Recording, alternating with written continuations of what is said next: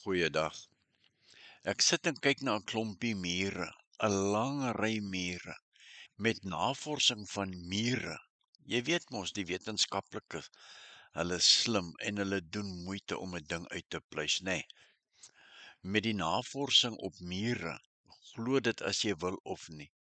Navorsing op mure, het hulle iets ontdek wat vir ons wys hoe groot God se genade is op elke lewende wese wat beweeg en lewe op aarde.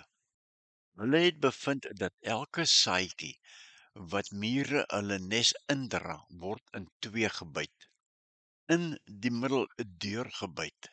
En as 'n saadjie nie in twee gedeel word nie, kan dit ontkiem, maar as 'n saadjie in twee verdeel word, dan kan dit nie ontkiem nie.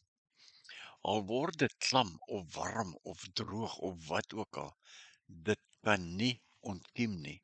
En dit lê en wag, maar tot die mure in die wintertyd dit as voedsel gaan gebruik. Die tweede baie belangrike ding wat die wetenskaplikes ook ontdek het, is die koriandersaad. Al knip jy 'n koriandersaad in twee stukkies, ontkiem albei hierdie stukkies. Jy moet 'n koriandersaad in 4 stukkies knip en dan ontkiem dit nie. Kan jy dit oorvertel? Nou vra ek jou wat nou hier luister. Hoe het die muur se kind dit geweet? Deur die heilige God natuurlik. Die skepper wat die muur gemaak het. God het die muur die wysheid gegee om dit so te doen. God het hulle gewys wat is die verskil tussen verskillende sade, sodat hulle kos kan behou sonder dat sekere sade in hulle neste ontkiem. Of dit nou somer is en of dit nou winter is, of dit nat is en of dit droog is, die saad kan nie ontkiem nie. Twee goed kom op. Die eerste een is dit. Dit wat die Bybel ons leer oor die muur, gaan na die muurleiaard en word wys. En ja, dis 'n manier om by die mure te leer om te werk, ja. Maar die tweede ding is dit.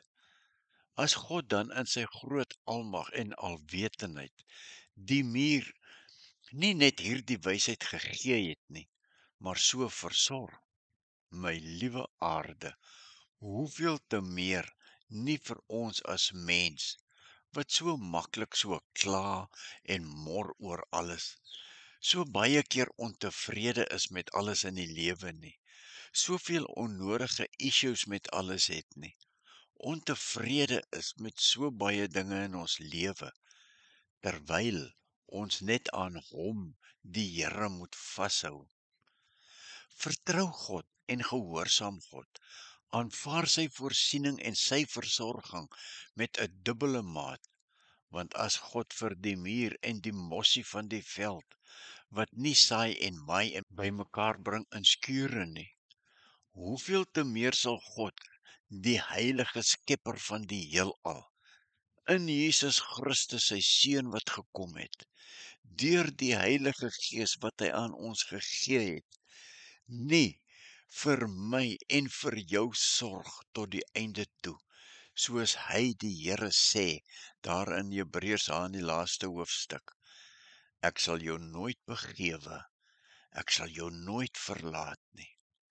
Is dit nie wonderlik om aan hierdie heilige God te behoort nie? Dankie Here Jesus, dankie vir u inwonende teenwoordigheid. Ja, wat ons ook konnekteer met die Vader en die Heilige Gees, word verheerlik, o Here. Vrede, seën en genade vir jou, kind van God. Amen.